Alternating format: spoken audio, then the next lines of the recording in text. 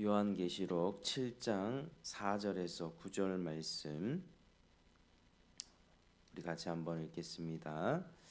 내가 인침을 받은 자의 수를 들으니 이스라엘 자손의 각 지파 중에서 인침을 받은 자들이 14만 4천이니 유다 지파 중에 인침을 받은 자가 1만 2천이요 르벤 지파 중에 1만 2천이요 갓 지파 중에 1만 2천이요 아셀 지파 중에 1만 2천이요 납달리 지파 중에 1만 2천이요 므낫세 지파 중에 1만 2천이요 시므온 지파 중에 1만 2천이요 레위 지파 중에 1만 2천이요 이사갈 지파 중에 1만 2천이요 스불론 지파 중에 1만 2천이요 요셉 지파 중에 1만 2천이요 베냐민 지파 중에 인침을 받은 자가 1만 2천이라.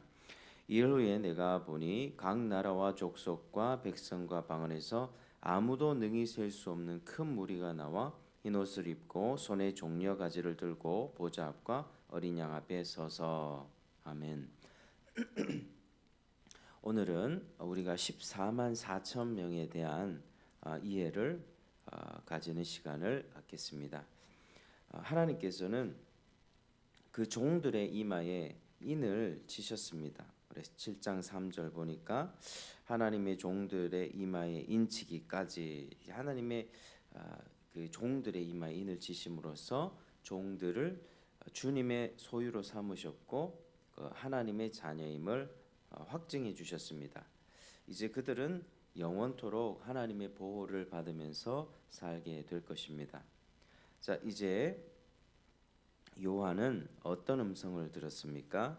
우리 4절 보니까 인침을 받은 자의 수가 이스라엘 자손의 각 지파 중에서 14만 4천 명이다는 것을 들었습니다.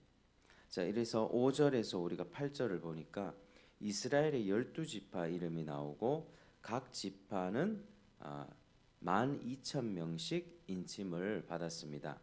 자, 여기서 나오는 이스라엘은 유대인이냐 아니면 이방인을 포함한 그리스도인이냐 하는 논쟁이 있습니다. 이 세대주의자들은 문자 그대로 유대인이라고 주장합니다. 이들은 7년 환란이 이르기 전에 교회가 휴거되고 그 후에 구원받지 못한 유대인들이 남아 있다고 주장합니다. 그래서 유대인들 중에 14만 4천 명이 인침을 받는다 그렇게 생각을 합니다. 근데 이것은 세대주의 신학 자체가 별로 건강하지 않은 신학이고, 그래서 그들은 유대인과 또 이방인을 철저하게 구분하고 또 유대인의 우월성을 이야기하는 그런 신학인데, 그래서 그들이 말하고 있는 이 14만 4천이 남아 있는 유대인들 중에서 그렇게 14만 4천 명이 인침을 받는다. 그래서 잘못된 해석입니다. 여기서 나오는 이스라엘은 예수 그리스도를 중심으로 새롭게 태어난 이스라엘, 즉 새 이스라엘을 가리킵니다. 자, 여기서 나오는 12지파를 우리가 유심히 보면 우리가 구약 시대 야곱의 12아들로 인해서 12지파가 형성이 되었죠. 그 12지파와는 다릅니다. 여기서 장자는 5절에 보니까 유다 지파로 나오죠. 원래 장자는 르우벤인데 유다 지파가 장자로 나옵니다. 첫 번째로 나오고, 그리고 없는 지파가 있습니다. 단 지파가 빠져 있습니다. 단. 그리고 레위 지파가 들어가 있습니다. 레위 지파. 이를 보면 그리스도를 중심으로 한 새 이스라엘의 12지파임을 알 수 있습니다. 유다 지파는 메시아가 나온 지파입니다. 그래서 장자로 들어간 것이고요. 단 지파는 우상 숭배로 하나님의 저주를 받고 이스라엘 백성에게서 떨어져 나갔습니다. 사사기 18장에도 그렇고 열왕기상 12장 보면 단이 이 베델과 더불어서 북왕국 이스라엘 두 개의 큰 신상 가운데 하나가 되었습니다. 그러니까 여로보암이 북이스라엘의 왕이 되죠. 그때 단과 베델에 우상을 세웁니다. 그게 바로 여기 단입니다. 그래서 인침을 받은 백성 중에 빠졌습니다. 또 여기 보니까 에브라임 지파가 빠지고 요셉 지파가 들어가 있습니다. 그 에브라임 지파도 단 지파와 마찬가지로 우상 숭배로 인해 생략되었습니다. 그 레위 지파는 어떻습니까? 레위 지파는 땅을 기업으로 받지 못했죠. 레위 지파는 제사장 그룹들이었습니다. 제사의 일을 돕는 그 레위인 그룹, 레위인 중에 제사장이 있었고 그 제사장 중에 최고 높은 사람이 이제 대제사장이었죠. 그래서 이스라엘 백성들은 그 레위 지파는 이스라엘 전역에 흩어져서 그들의 성읍과 목초지를 받아서 그렇게 살았습니다. 자기네들의 독자적인 기업이 없었다는 것이죠. 근데 이제 새 이스라엘의 12지파에는 동일하게 들어가 있습니다. 레위 지파도 1만 2천이다. 더 이상 지상에서 드리는 제사 제도가 필요 없어졌기 때문에 정식으로 하나님 나라를 기업을 받을 명단에 들어가게 된 것입니다. 그러므로 여기서 우리가 5절에서 8절까지 이스라엘을 말할 때는 유대인이 아니라 신약의 교회를 가리킵니다. 실제로 신약 성경은 교회를 이스라엘 12지파로 언급합니다. 바울은 교회를 참 이스라엘이라고 했고 하나님의 이스라엘이라고 그렇게 표현하는 것을 볼 수 있습니다. 자, 그러면 왜 각 지파에 12,000명씩 들어가게 하셨을까 생각을 해보겠습니다. 자, 이는 각 지파마다 하나님이 구원하시기로 작정하신 사람들이 있다는 것입니다. 자, 12,000은 12 곱하기 1000인데 12는 유대인들에게 만수입니다. 자, 12는 3 곱하기 4로 12가 나오는데 3은 하나님의 숫자입니다. 하나님의 숫자, 성부, 성자, 성령. 3은 하나님의 숫자, 4는 땅의 숫자입니다. 동서남북 땅의 숫자. 그래서 하늘과 땅의 모든 수를 합한 것이 10입니다. 3 곱하기 4. 거기에다가 세속적인 만수 10 곱하기 100을 하면 1000이란 수가 나오는데 이 1000이란 배수를 곱했습니다. 자, 이것은 하늘과 땅이 충만한 수를 가리킵니다. 그러니까 시 공간을 초월한 모든 사람의 수를 가리킨다는 것입니다. 즉 수가 매우 많다는 것입니다. 그 우주의 충만한 수, 넘치는 수, 그게 12,000명씩 또 12를 곱하니 14만 4천 명이 되었다는 것입니다.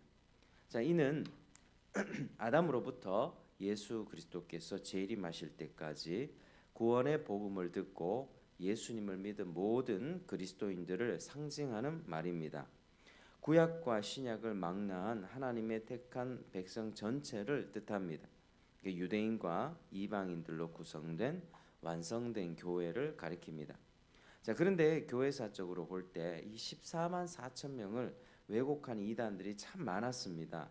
이를 그리스도인 중에 특별한 계급으로 보는 경향이 있습니다. 순교자 혹은 선지자로 지목받거나 종말의 추수기에 재림 신앙을 외칠 참된 종의 수라고 보는 사람들도 있습니다.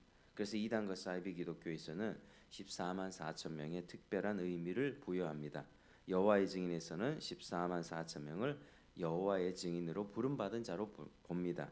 안상홍 증인회, 영생교, 통일교, JMS, 신천지 장재형, 에덴성회 등 모든 이단들은 자기들이 하나님의 인침을 받은 사명자라고 주장합니다.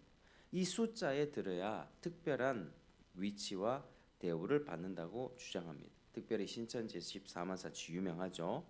이 14만 4천 명의 순교자의 영이 땅에 내려와 땅에 있는 특별한 14만 4천 명의 사람들에게 들어가 신인 합의를 이루어서 영생을 얻게 된다고 하면서 육체의 영생을 주장합니다. 자, 이들만이 영적 새 이스라엘이며 하나님 나라와 제사장이 된다고 합니다. 신천지에서는 2013년이 14만 4천의 수가 채워지는 하나님 나라의 완성이라고 했습니다. 근데 지금은 20만이 넘어가죠. 그래서 말을 또 바꾸고 있습니다. 한번 생각을 해보십시오. 이게 얼마나 헛소리인가. 요한이 받은 계시록 계시 이게 지금 2000년이 지났지 않습니까? 어찌 2000년 후에 나타날 그 신천지 사람들을 가리키겠습니까? 어째서 2000년 동안 수많은 그리스도인들과 순교자들은 쏙 빼놓고 2000년 후에 신천지 사람들만을 택했습니까? 현재 지구상의 기독교인이 수억, 한국에서 몇백만인데 다 잘못 믿어서 구원받지 못하고 교주 이만희를 믿는 14만 4천 명만 구원받겠습니까? 이건 말도 되지 않는데 수많은 사람들이 미혹되는 게 현실입니다. 그들 중에는 뭐 박사학위를 가진 사람도 있고 의사도 있고 엘리트들도 있습니다. 그러니까 세상의 그런 지식으로 세상의 박사학위로 영적인 일들을 그러면 잘 이해할 수 있다는 거 그게 아니라는 거죠. 영적인 것은 오직 성령으로만 분별이 됩니다. 그래서 우리는 14만 4천 명에 대해서 바르게 이해해야 합니다. 땅에서는 이 14만 4천을 인치는 소리를 들었는데 눈을 들어 하늘을 보니까 어떠합니까? 9절에 보니까 2일 후에 내가 보니 각 나라와 족속과 백성과 방언에서 아무도 능히 세울 수 없는 큰 무리가 나와서 흰옷을 입고 손에 종려 가지를 들고 보좌 앞과 어린 양 앞에 서서 이렇게 말씀하고 있습니다. 즉 14만 4천은요 이 문자적인 14만 4천 명이 아닙니다. 셀 수 없이 수많은 무리임을 알게 되는 것입니다. 아무도 능히 셀 수 없는 큰 무리가 바로 14만 4천입니다. 즉 하나님의 편에서 보면 14만 4천입니다. 그런데 인간 편에서 보면 아무도 능히 셀 수 없는 큰 무리입니다. 우리가 이 관점을 두 가지 관점을 기억해야만 합니다. 결코 유대인이나 신천지를 가리키는 게 아니라고 하는 것이죠. 자, 여러분 오늘 이 말씀을 통해서 우리가 14만 4천을 확실히 이해하셨죠? 14만 4천은 그리스도를 믿는 모든 신자들의 총합입니다. 그리고 하나님이 딱 정해두신 예정하신 그 숫자입니다. 그러나 우리가 볼 때는 아무도 능히 셀 수 없는 큰 무리입니다. 하나님은 구약 때부터 최초의 천국 간 사람 누구입니까? 아벨이죠. 아벨로부터 시작하여서 지금까지 그 종말까지 이 수를 채워 가실 것입니다.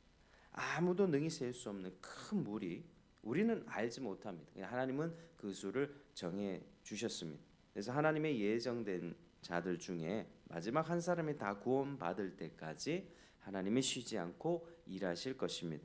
그리고 새 하늘과 새 땅이 임하고 새 예루살렘이 임하여 충만한 그의 백성들이 하나님의 임재 가운데 하나님을 찬양하고 높이며 기쁨 가운데 살아가는 그때가 반드시 오게 될 것입니다. 그래서 우리가 이 14만 4천을 기억하면서 하나님의 큰 놀라운 작정과 예정을 우리가 묵상할 수 있고 또 아무도 능히 셀 수 없는 큰 무리가 이제 장차 주님을 찬양하게 되는 그때가 오리라고 하는 것을 우리가 소망할 수 있습니다.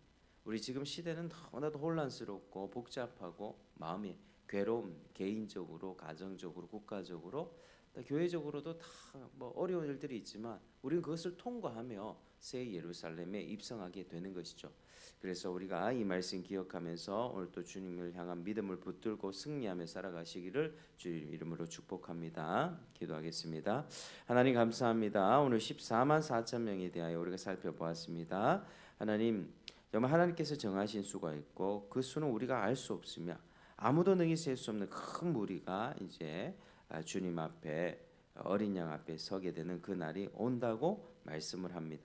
우리가 이 말씀 기억하게 하시고 또 우리가 그 날을 소망하며 살게 하시고 지금 상황이 어렵고 힘들지만 그래도 우리가 기도하면서 주님 앞에 신실한 주의 백성으로 살아갈 수 있도록 도와주시옵소서. 예수님 이름으로 기도드립니다. 아멘.